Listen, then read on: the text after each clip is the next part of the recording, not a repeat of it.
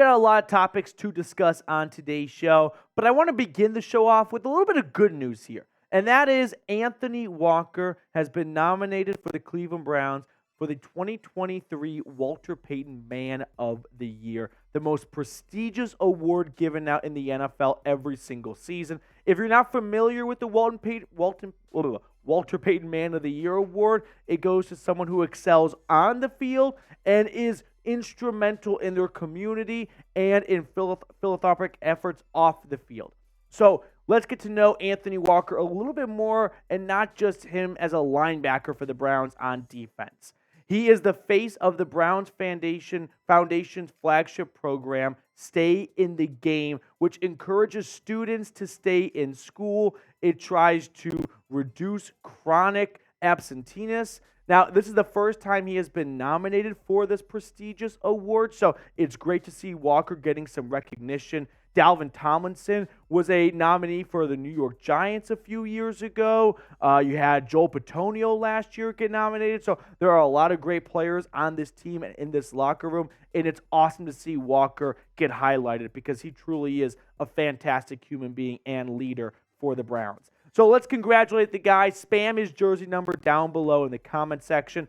I would just hope that if someone sends Anthony Walker this video, he's going to go in the comments and he's going to see 1,000,000 fives, and he's going to know the Dawg Pound has his back and shows him some love and some support.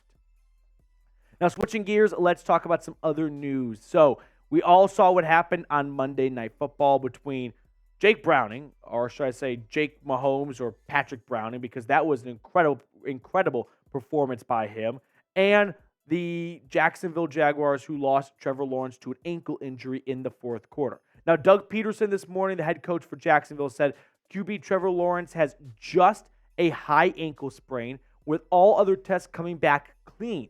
Peterson wouldn't put a timetable on Lawrence's recovery, but didn't rule him out this week and not season-ending.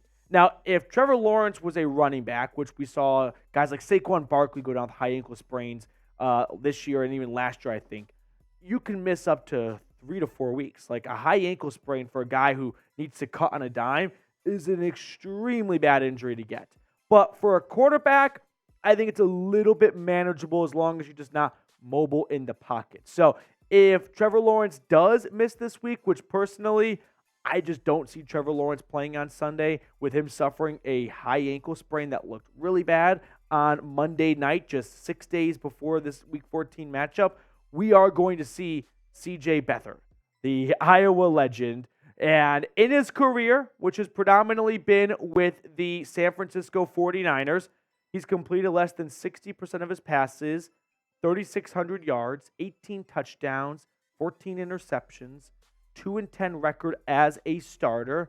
I was kind of thinking about this. I'm always a big believer if you take one pro player and put them on their college team, they would go win March Madness or the college football playoff with that guy. I don't know if C.J. Beathard goes to Iowa and has that offense beating Michigan or really beating anyone else for that matter. Like, they're going to beat Minnesota and Penn State, or Minnesota, Penn State, and Purdue and Illinois and whatnot, but, man, Iowa's just so bad. So that's my talking shit about Iowa for a moment. Now, with that being said, let's talk about some other rumors out there, and that is Joe Flacco. He's not starting on Sunday for the Browns. This is fake news. This is fake news. Joe Flacco will start for the Cleveland Browns on Sunday. I know Kevin Stefanski would not commit to a quarterback during his Monday Zoom press conference, but rest assured, Joe Flacco is going to start. Now, how did this rumor come about? Well, Joe Flacco reverted back to the practice squad, which is just a procedural move. He was elevated from the practice squad, which teams can do 3 times before having to add them to the 53-man roster permanently. And if you're not in a dire rush to add them, why not max out the 3 free practice squad elevations before having to kick someone else off your 53-man roster, right? You have to take someone off. Now, the low man on the totem pole is probably one of the corners, or maybe it is like Ronnie Hickman, but why take a guy off your roster when you have 3 free elevations? That is all this is for the Browns. Now, if you're thinking, but what if a team comes and poaches Joe Flacco like the Jags this week or the Bengals or someone like that? No, the Browns can protect up to 4 players on their practice squad. And even if someone who's unprotected got signed off the practice squad, the Browns have an opportunity to add them to their active roster first before letting him go to another team. So Joe Flacco going to the practice squad is not a demotion. No, it's just a procedural move. Now, if Joe Flacco, I'm not going to even go down that train of thought. No. Dorian Thompson-Robinson this year has not shown us enough to believe he can do a better job than Joe Flacco. And Flacco's only start, we saw more out of the offense than what we saw, let's just call it what it is, with a lot of Deshaun Watson starts. Like, Flacco was just bombing the ball down the field. Flacco threw the ball 10 yards beyond the line of scrimmage more than any other Browns quarterback has done in the last 5 years. The guy was just throwing up Hail Marys, and sure, it wasn't great when it cost them an interception in the fourth quarter, but the Browns aren't in that game without Flacco's aggressiveness early on. So I'm a believer in Joe Flacco the rest of the way. It's also a good time to remind you, if Joe Flacco is good at one thing and one thing only, it is the postseason. Like, that is where he made his money, literally. Passing yards per game, 231.4. 25 touchdowns, 10 interceptions, and 15 starts in the postseason, where he put together a 10-5 record. I think for the Ravens, like, they would have been a lot more successful if Joe Flacco just played in the playoffs for them towards the end of his career in Baltimore. So this is Flacco hitting the prime of his playing, of his, not the prime of his career, but the best part of his season, which is playoff football. So, no, I think going back to DTR would be a mistake for Cleveland. Now, what's not a mistake is checking out our awesome sponsor, which is Factor. This holiday season, you might be looking for nutritious, convenient meals to keep you energized on jam-packed days. Factor, America's #1 ready-to-eat meal delivery service, can help you fuel up fast for breakfast, lunch, and dinner with chef-prepared, dietitian-approved, ready-to-eat meals delivered straight to your door. You'll save time, eat well, and stay on track with your healthy lifestyle while tackling all your holiday to-dos. Enjoy extra convenience any time of the day with an assortment of 45-plus add-ons to suit various preferences and tastes. Choose from breakfast items like our delicious apple cinnamon pancakes, bacon and cheddar egg bites, and potato, bacon, and egg breakfast skillets. Or for an easy wellness boost, try refreshing beverage options like cold-pressed juices, shakes, and smoothies. Head to factormeals.com/BrownsChat50 and use code BrownsChat50 to get 50% off. That's code BrownsChat50 at factormeals.com/BrownsChat50 to get 50% off. Second rumor I want to tackle on today's show, Kevin Stefanski. Is he getting a contract extension? I'm going to give this one 3 Bernie heads. I want to go all the way to 4, but I do think we got to see how the rest of the season plays out before we give it a stamp of 4 Bernie heads. It's a fact. But Dianna Russini recently put out an article with a bunch of news and nuggets and rumors she is hearing, and one of them was regarding Kevin Stefanski and his job security in Cleveland. Here's what Dianna Russini said.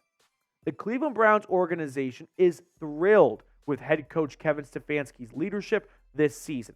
Even though there has been some questions over the years and even suggestions that Cleveland should move on from the 2020 NFL Coach of the Year, Stefanski is here to stay based on conversations with multiple league sources. That seal of approval goes for general manager Andrew Berry too. My reaction? Good. This is the right decision for the Browns. Now, we know that not everyone is on the same page when it comes to Kevin Stefanski in Cleveland. And if you've watched this show before, you know where I lean. And that is, I think Kevin Stefanski is a good coach for the Browns. He's not the greatest coach in NFL history, which the Stefanski haters love to say that's what the Stefanski lovers always preach. No, that's not what I'm preaching here. But here's what I think happened. The Stefanski haters dug themselves so deep in at this point that they refuse to change their minds. And people get stubborn. We're all stubborn. We're all stubborn about different takes. So I can't hate someone for being stubborn. But what they are failing to do, or what they're unfortunately doing, and they're failing the rest of us as a result, is that they are nitpicking every single thing Stefanski does to justify their hatred and disapproval of Kevin Stefanski. It's not Kevin Stefanski. It's Jim Schwartz. Who hired Jim Schwartz? Kevin Stefanski. He should not get credit for that, though. Why? Part of being a good head coach is surrounding yourself with good assistant coaches. Kevin Stefanski has this team at 7-5 with 4 different starting quarterbacks. Do you understand that most other teams, like say the Jets, who lost just one starting quarterback, would have packed it up and that be it for the season? And that's where New York is right now? It's just exhausting, to be honest with you guys, to have to defend a coach who has a team at 7-5 and on their 4th different starting quarterback, one of which was literally sitting on the couch 2 weeks ago.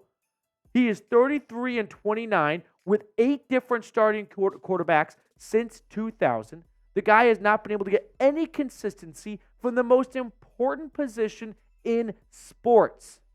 And yet he has a winning record overall and this year. Is he perfect? No. Does he get too cutesy at times? Yes. But you know what? There is no perfect head coach. You know, Bill Belichick was perfect. Look how he's doing right now. Yeah, I would take Andy Reid over Kevin Stefanski. Andy Reid ain't leaving Kansas City to come to Cleveland right now.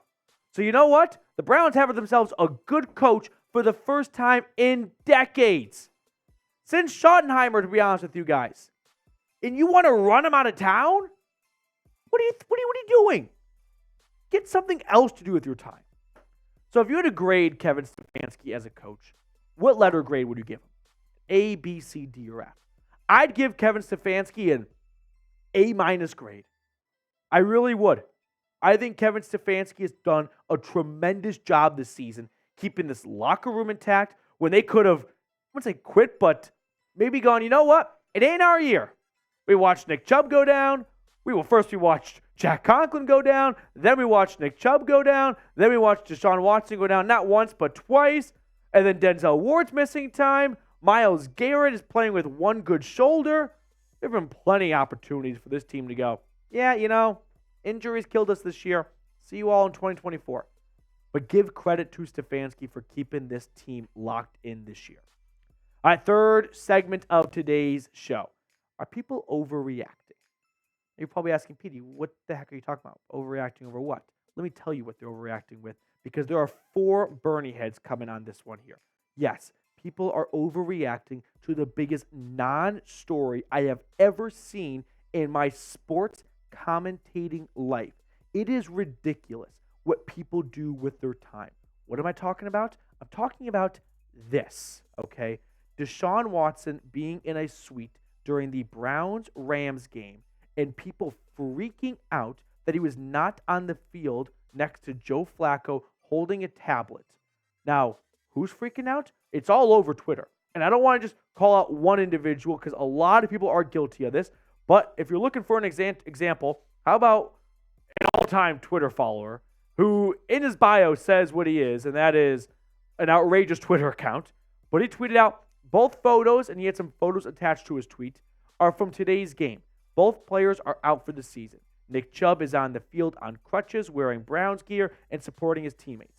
Deshaun Watson is sitting in the luxury seats with his wife and wearing street clothes. All right, factually, that is inaccurate. Deshaun Watson was on the field pregame with Nick Chubb and the rest of the team. We'll throw that photo on screen right now. So just missed the mark there altogether. And he acknowledged that, replying to his own tweet. But like when you stir the pot and someone goes, maybe just do an ounce of research beforehand, you can't just go, well, I didn't know. This is new information to me. Before putting out before putting out a major strong opinion, maybe do a little bit of research on that topic. But ultimately, this comes down to one thing and one thing only. This is just pushing a narrative. There are people in this fan base that do not like Deshaun Watson. And you're not going to get everyone to get on the same page when it comes to Deshaun Watson because of his past. And I understand that. But were you mad at Deshaun Watson when he was on the sideline for the Ravens game and the Seahawks game and every other game he was injured this season? No, it wasn't a story then. So now that he's gotten surgery, he's on the field pregame, and then he goes to the box when the game starts, you're throwing a hissy fit? You better have been giving Deshaun Watson a lot of credit when he was on the sideline earlier this year if being on the sideline is super important to you. Ultimately, this is one of those moments where as fans, we need to take a step back and go, ultimately, we don't really know how well NFL teams operate. For all we know, it is Brown's procedure. Injured players are not on the sideline during games, right? I understand that Joe Burrow was on the sideline for the Bengals-Jags game on Monday Night Football. Good for him. Good for the Bengals. But every team has their own rules. Jed Wills was not on the sideline for this game. Nick Chubb was not. By the way, all those guys went to the suite like Deshaun Watson once the game started. But only Watson gets picked on for it. It makes no sense. It makes absolutely no sense. So, Trace, we won't go to this next graphic here. But it makes no sense that people are going to nitpick Deshaun Watson going to the suite after being on the field during pregame. But when he's on the sideline earlier this year, you're not going to give him any credit for that. And you don't have that same energy for Nick Chubb, as you should, by the way, for them being in the suite when they're also injured. It's just people having nothing to do with their time. All right, that's going to do it for us on today's show. Thank you so much for tuning in. Make sure to tune in, by the way, for our watch parties every single Sunday. Big game this Sunday against the Jags, so make sure you check our watch party out if you have not already.